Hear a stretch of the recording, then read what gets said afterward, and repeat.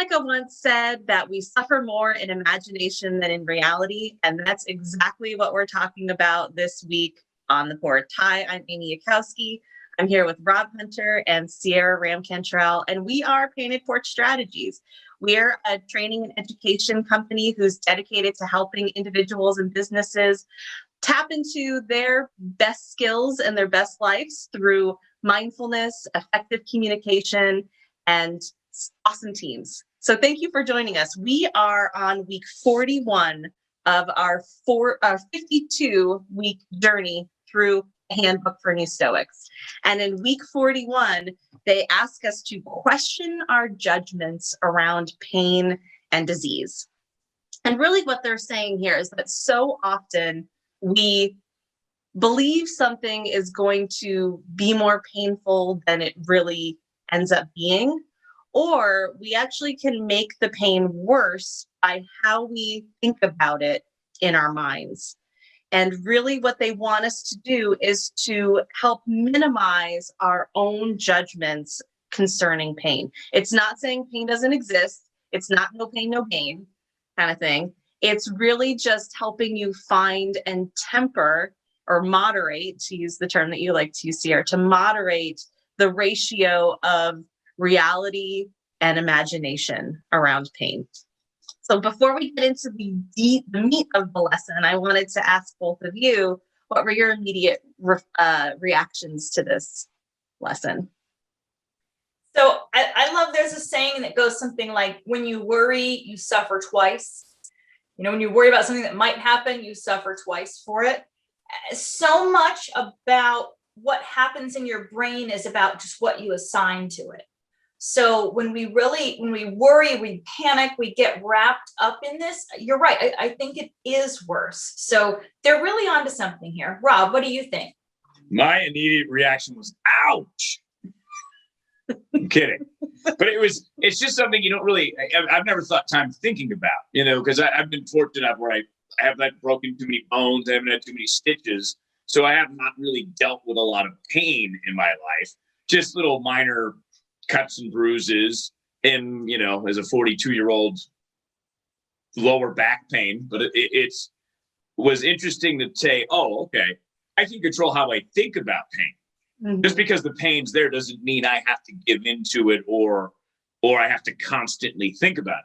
But I really like what they did too, is they related it to time in a way too. And they says, oftentimes we think about pain from the past, and then we bring that pain into the present. And then on the other side, we project into the future that pain is going to be there.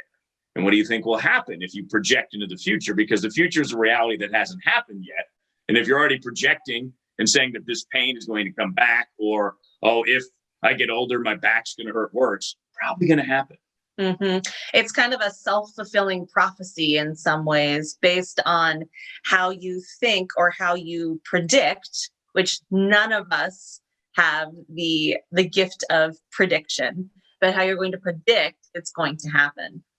Part of this, they always include a quote in each of the lessons, and this is from Seneca, who I mentioned at the top of the call.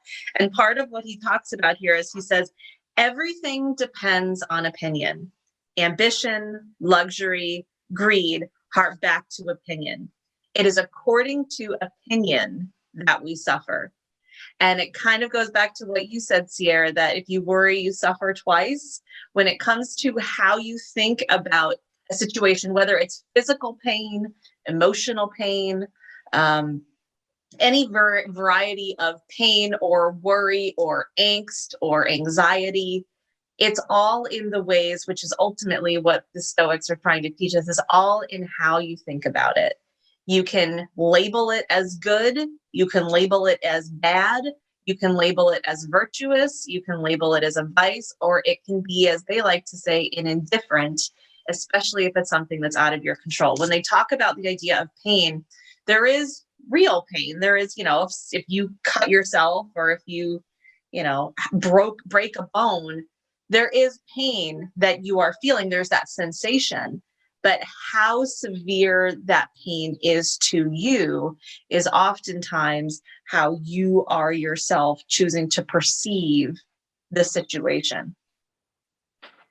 They also talk about here, which you mentioned, Rob, about, bringing the past, carrying that very heavy baggage with you from the past, as well as looking to the future. And he says, what benefit is there in reviewing past sufferings and in being unhappy? And really, it's focusing on, you have to root out the fear of future suffering. And so often we don't do something, or we hesitate to take action for fear of what could go wrong. And so because of that, we predetermine the amount of suffering that we are going to incur, whether it be in a relationship, in an activity that we're going to try or rather not try.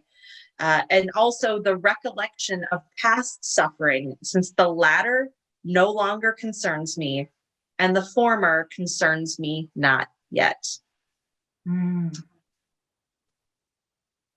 But isn't that, I wonder how much avoidance happens when you premeditate on the fear, on the avoidance. Because if you think, oh man, I have to have this conversation, for example.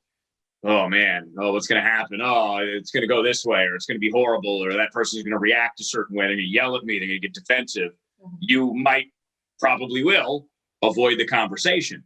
So same thing with pain. If you say, okay, I would like to work out and get healthier, but I know that first day in the gym, that next day, man, I'll be really sore. I really don't want to be sore because, it might be tough to walk or my arm might hurt. So you might just avoid that. And that's what they're talking about, is there are things that we can do to be pain-free or have less pain. It just requires work on the front end. Or if you're already in pain, you have to sort of dismantle that. Because I always think that at least I'm coming to learn that pain is the body's signal that something's off.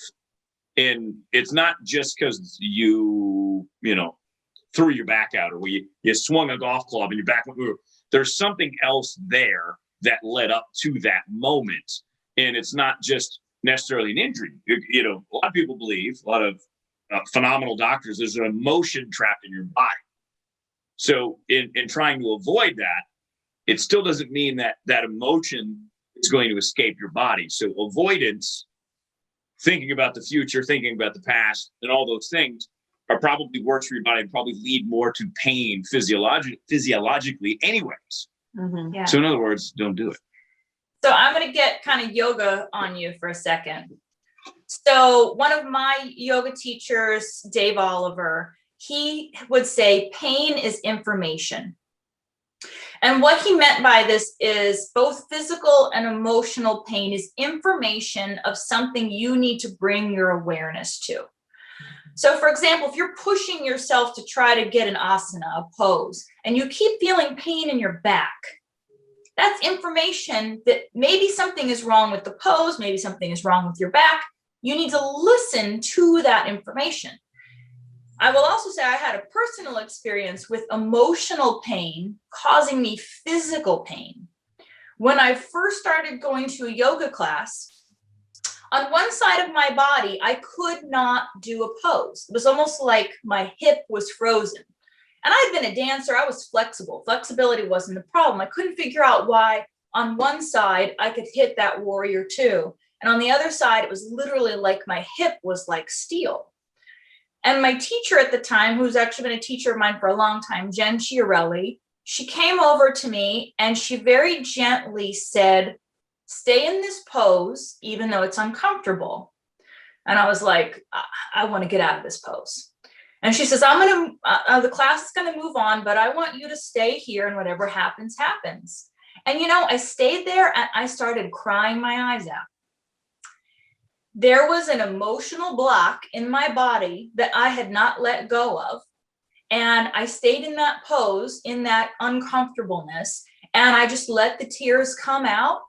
And that block actually worked itself out. There was nothing muscularly, skeletally there. It was emotional. It was trapped emotion it was tears I just had to shed, that I had to release. So pain is information. It brings your awareness to something that needs to be dealt with. The thing I do love that they talk about in this chapter is we live in the present. here and now. So if that information is telling you, hey, you're not 22 years old anymore, maybe you can't kill it at the gym and then still, get your job done the next day. Maybe you have to scale it back. That's living in the present. That's living with as Rob and I are 42 years old for now, we're almost 43. Being present, like this is the ability of my body. And also not staying in the past. You might have to release that old karma, that old energy, in order to not be stuck in the past, to be literally in the present with what is right now, even if that is in pain. You got to be with it. I think another key piece here, and this is both, again, from the physical pain as well as the emotional and all other kinds of pain that people have, is that pain is information. But I would also say that pain is not a badge of honor or a validation, right? I think so often, and this is also what they talk about in this lesson, is so often many of us carry our pain around with us. If you think about, especially as people get older, my back. Oh yeah, my back too. Man, I threw it out last week, or I was doing this, and I can't do that anymore because of my tennis elbow. And it's like we're comparing war wounds, and that, in a lot of ways, is bringing that pain from the past into the present, and even in many ways preventing you from doing what you actually can do in the future. So I think that that's a key piece here as well when we think about this lesson. One of the things I thought was really interesting that they talk about is this idea of, again, you make your pain as big as you choose. Ultimately, this is within your control to a point, right? Break a bone, yes, there's pain, but you've noticed that there are times where people have these really severe injuries, and it's not that their body's necessarily gone into shock. It's just they realize, what, I'll deal with this later. Especially if you're in a very, precarious situation.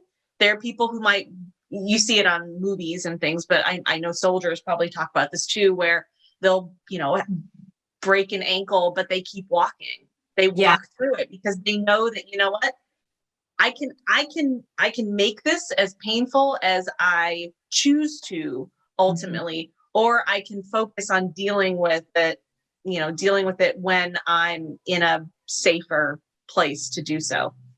Did y'all see that movie about the real life story of the guy that was in Zion National Park and got his arm caught under the rock and he cut his own arm off to get free?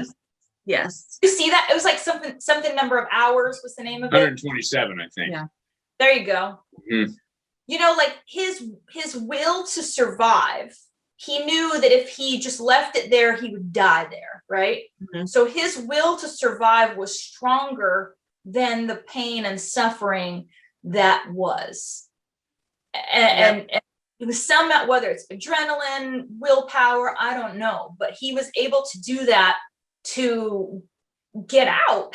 It's incredible. Yeah. It's crazy. And you hear those stories and you're like, I don't know how he could, but again, I think he said it's that will of the mind. They even talk about here, and I starred this. Endurance is a vital human skill, and we can often better handle things if we just adjust our mental attitude. Mm-hmm. It's really interesting. They talk about how even research supports this. And they talk about these pain researchers where they did this study with patients who had osteoarthritis in their knees. And they found that for a certain set of them, these folks were able to actually recover a lot better when they were taught how to better cope, when they were taught how to improve their coping skills. And it was interesting how those patients actually experienced a much more significant reduction in pain, as well as how they approached their disability from a quality of life perspective. I thought that was fascinating that they pointed out that you truly can, with your mind, you can choose to, again, have that pain be what defines you, or have that pain be something that you can mitigate through mentally how you how you view it, how you approach it, and how you choose to have it define your current and future situation. Most powerful tool on earth is the human brain. Yep. Because it can, I don't want to say overcome, but you can talk yourself into things or out of things. You can talk yourself into pain, out of pain. You can push through pain, not through pain. So a lot of athletes are like that too, because they play high stress sports, stress on the body. Mm-hmm. When they get injured, a lot of them are just like, crap, I blew up my knee. And they walk off the court or the field. And many times, like when Tom Brady had, I think he tore his ACL, he got hit in the helmet. He walked off the field. It was like, oh, okay, he's injured. He'll be back. Nope. It was a season-ending injury. Kobe Bryant tore his Achilles, and he was trying to put the Achilles back in place, but he didn't wince. He just was like, oh my God. But they're athletes. They're used to pushing through pain as part of their training, because that's what makes them elite athletes, elite competitors, is their mind. Like there's a ton of people with physical gifts, and people say, oh, this person's going to be the next Michael Jordan. But Michael Jordan had a mental edge because he worked on his mental edge all the time, because in order, as part of his training, I guarantee if you talk to him, he was able to push through pain. I'm going to take 5 more shots, even though my arms are dead, or I'm going to, do more squats in the gym or whatever. You push through that because you have a better relation. Your mind-body relationship is much more of an equilibrium, because you can tell this is not a long-term injury. This is just short-term pain, because my body is like, whoa, we're growing here. Because that's even the mind. The mind goes through pain, just different kind of pain, but you have to grow through that. Well, and it makes me think of young children. And, young children have the innate gift of making mountains out of molehills when it comes to pain. I mean, you would know this probably more so than anybody here. But part of it is because they get that attention, they get that validation. So they could, I've seen parents where a kid, I don't know, runs into a wall. They're not paying attention. They hit a wall. And it's funny, but it's so funny how so often when that happens, they don't do it. The first thing that they do is they stop and they look to see, how should I be reacting to this? And they look to see how their parents have reacted. And then based on that, then they respond with either like nothing, or they respond and they're wailing on the ground like they just lost an arm. It's very interesting, but I think it's or a soccer player hurt on the field, or like LeBroning, right? Yeah. like it's not really a foul, but there's like flailing, like they would act as if that they had this monumental injury, and we laugh at that. But the reality is that's how many of us respond to different types of pain. We react the way we think that we are supposed to react, or in the way that will get us the most validation and attention for it, versus I've seen other parents where that happens and they're like, you're fine. And they're just like, you're fine. And the kid's like, okay, I'm fine. And they just kind of walk off. So it's very interesting how think about what that. my mom, Nancy Ram, always used to say to me, Mm-hmm. whenever whenever I did the dramatic response to anything, it was, and the Academy Award goes. Yeah. She pretend like she was opening an envelope.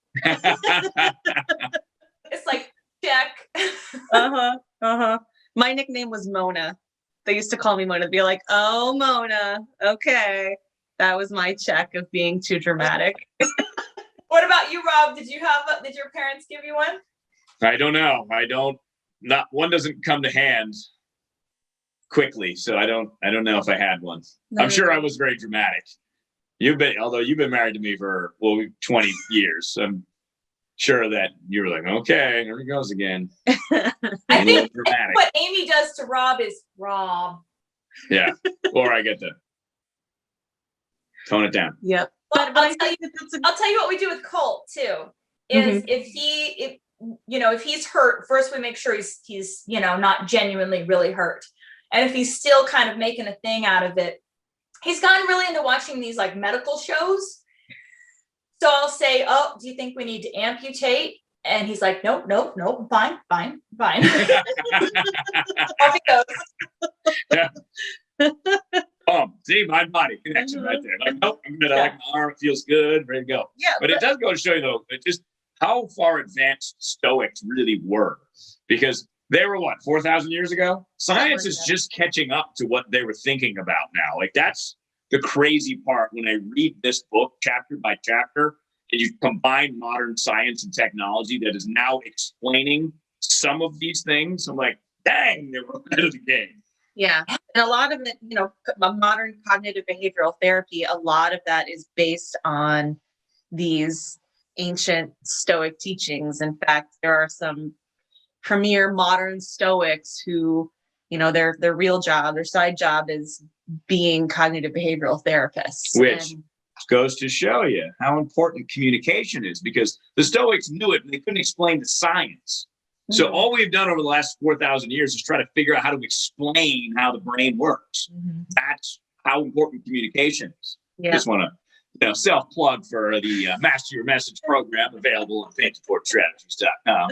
It revolves around communication, becoming a more effective communicator. Anyways. Yeah, but truly, how you communicate with yourself and what meaning you assign to the situation or the pain that you're suffering. So with this lesson, we were specifically asked to identify any specific issues that we regularly deal with as it relates to past or potential future pain.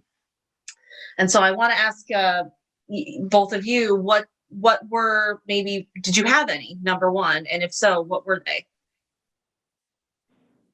Rob?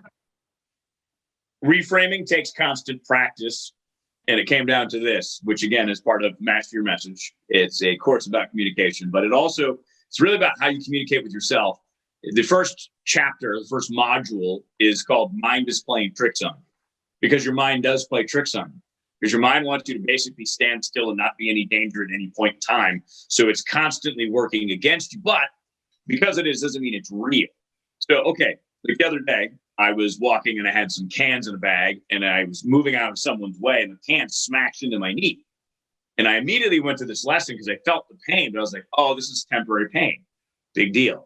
And I didn't go, I didn't, become like, over dramatic like a kid. I just was like, okay, reframe it. Temporary pain, it'll be gone in 10 seconds. 10 seconds, it was gone. Walked away and went inside. I was like, okay, so it's working. Because it's, again, I know my mind is playing tricks on me. Now, again, it's paying attention. If this is real pain, like if I really hurt my knee when I was running, my body's saying, all right, you've done enough running for a little while. Let's take a pause. Again, it's just listening, like Ciara said earlier. So that's where my mind went. All about reframing and constantly having to be aware of that and then do it. Right. It's not always just rubbing dirt on it or giving it a magic kiss to heal it. But it's, to your point, it's information. It's giving you information, but make sure that that information is the real information, not the one that you've created in your mind.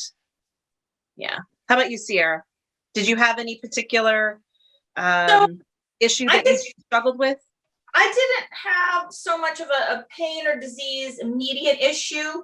I more so wanted to focus on not being in the past or the future with it.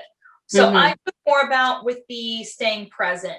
At the same time as I was reading this chapter, I'm reading a book by Ram Dass, who is a spiritual leader. And there was a quote that stuck out to me. Now isn't preparation for later. Here and now is it. So when I think about this type of literally like moment to moment, and I don't put like, oh, I remember when I hurt myself that one time and it hurt really bad.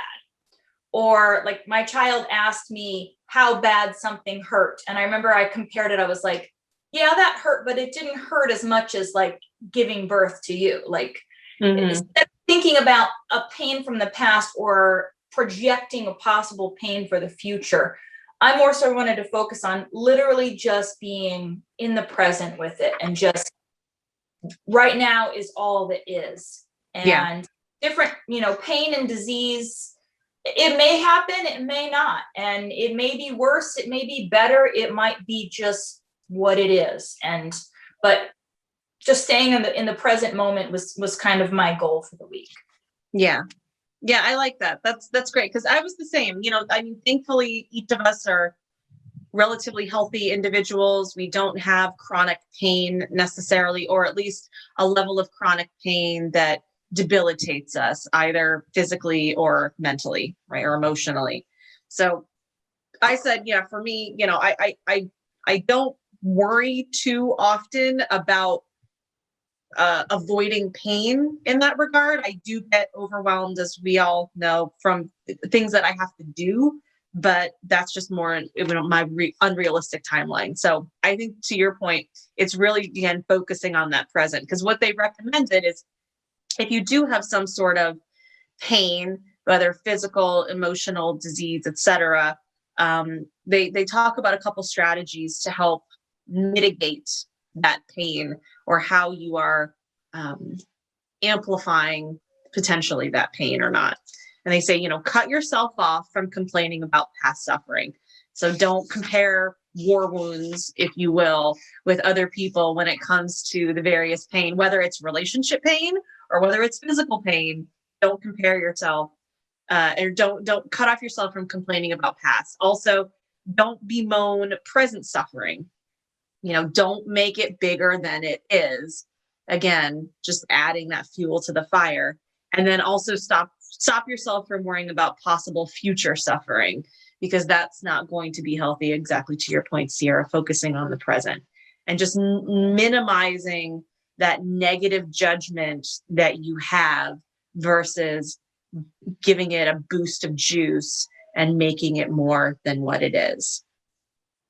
And what they say is, it's not suppressing it. It's not, it's not avoiding it, if you will. Like you said, pain is information. It's not avoiding that pain or pretending like it's not a problem, because that's just going to eventually, you're going to have to face it. You're going to wake up one day and you can't walk because you've been treating your body so poorly and haven't been listening to those pain signals that it's been giving you. But it's more so acknowledging the thoughts that you're having and then testing it out to see, how true is this? How painful is this really? Is it more amplified, or what's the reality of it? And don't complain. And it's hard because the world, and complaining is contagious. There's no question about it. Just like language is contagious. So if you hang around a bunch of people that complain or gossip, you're going to complain or gossip, because it's hard not to, because you want to relate. And that's how human beings do. We relate with language most of the time. Mm-hmm. So that's one of those tricky things that, it's hard to stop yourself. But you need to sit back and let other people complain and kind of chill out and try to catch yourself when your mind thinks, ooh, I have a complaint too. Don't feed the beast, mm-hmm. right? Feed your stoicism instead. It really is like, it's just applying moderation, really. Mm-hmm. I think reality and moderation, right? It's the reality of the situation, not the imagination of it in your mind, as we talked about at the beginning of the call, but also that moderation and being able to, balance the two. And I think this is a great final thought here, where they're talking about, why are we doing this lesson? And yes, we're focusing on physical pain, but they say, the reminder is that everything, including your mood and your actions, depends on your opinion, how you choose to perceive it. If you're worrying about the past, which you can't change, or the future, which you can't predict, you're basically bound to suffer, to quote them, since you're desiring things that are outside of your complete control. What you can control is how you think about something and how you approach it. That's the ultimate control that you have. So while we're talking about one type of pain or disability, also just realize that any perceived pain is going to either, you have a choice as to how much you want to amplify it or suppress it. Any final thoughts? Good. You said it well. All right. Well, this was a good one. This is one that we're going to definitely have to continue to revisit, but simply reminding yourself of what you have ultimate control over, and that the pain that you suffer is relative to your perception of it. Next week, week 42, we are going to now kind of take a little bit of a pivot. These last 2 weeks have been focusing on things that have been a little tough, thinking about disease and pain and how we approach that. You have a choice in whether it's tough or not. That's true. That is ultimately true. That is right. That is my opinion, that it was tough. But now we're focusing on how to get some relief from it. We're gonna pivot now to focus on how to get a little bit more relief from these perceived pains or ills that are plaguing us by retreating to our inner citadel. Which I'm very curious about this next lesson, because both of you are only children. Mm-hmm. So I grew up with the house full. So I'm curious to see our different reactions if you guys were able to establish your inner citadel earlier than I was. Because it was something I ran away from for a long time. Oh yeah, early in our relationship, we struggled with that. Yep. We'll explain next week. Stay tuned. Right here on the Stay tuned to hear about what happened in our relationship. But on that note, we thank you so much for joining us here at Painted Porch Strategies. We would love to have you share your feedback, your takeaways from this lesson, from any previous lessons, be it in the comments that we have below the video here, or you can also choose to join us in our virtual book club while we go on this journey. Once we wrap this one up, we're going to shift to some other books as well that can help us grow and build that solid foundation here on the porch. So until next time, thank you for joining us, and we'll hopefully see you next week.